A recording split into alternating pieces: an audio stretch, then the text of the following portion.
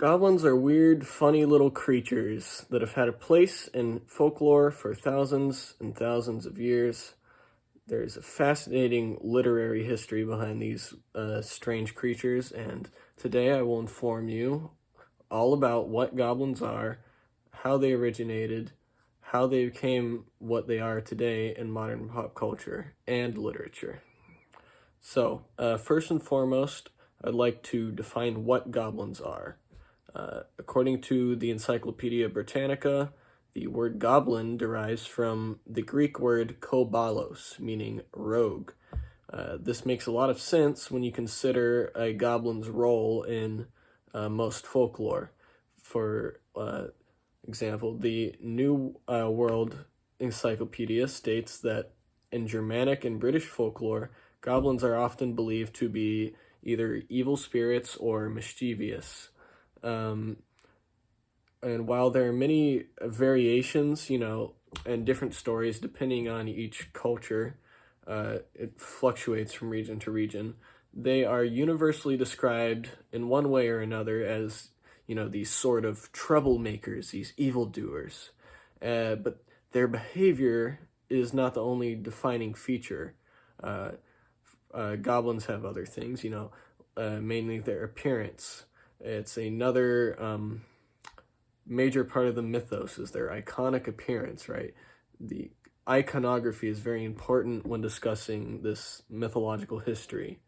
And well, as anything, there's going to be variations from culture to culture, but typically, again, this is from the World Encyclopedia, goblins are depicted as small humanoids with grotesque facial and body features, and they usually have, gnarly yellowed teeth and coarse hair, and they're often depicted as having green skin, but that is actually, fun fact, a modern tradition. It was not necessarily present in older mythos. So, now that I've defined what a goblin is, I'd like to tell you a little bit about where they come from. Because goblins are, such an ancient legend, it's hard to define, where they originate. And it's actually speculated, because no one really knows because of how old it is. And the New World Encyclopedia does state that there are some scholars, right? So it's not officially proven, but there are some scholars who believe that it originated with old paganism, and it would be tied to this belief in magic and nature spirits. The encyclopedia also mentions that while from folkloric perspective their origin may not be known, there were many mythological tales that recount where these creatures, the goblins, came from.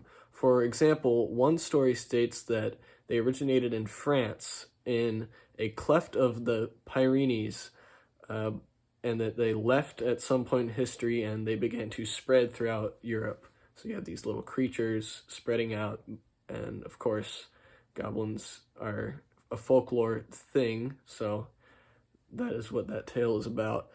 But I think what, in the end makes it really fascinating is that we don't know where these things came from.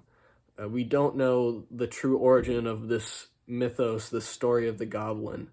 And you have all these stories from all over the world, and they're all about the same thing, which brings us to the next point I want to talk about, and that's how goblins have evolved in our modern literature, how they've solidified themselves in pop culture. The continued use of goblins is really in large part due to the works of J.R.R. Tolkien, who he's one of my favorite authors. He wrote The Hobbit and the Lord of the Rings trilogy, and in those books he describes goblins, which he also calls orcs, as creatures much like the ones we see in the folklore descriptions. These orcs and goblins are commonly recurring antagonists in those books. They are servants of the evil lord. Um, they're a very common enemy of the characters, and I think that played a big part in them being so common today.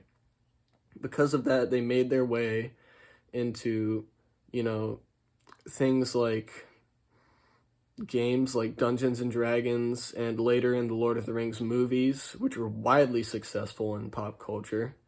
And even in modern things today, like games and stuff, we have them in things like Skyrim, Clash of Clans, World of Warcraft, uh, Legend of Zelda, even comic book movies like Spider-Man with the Green Goblin.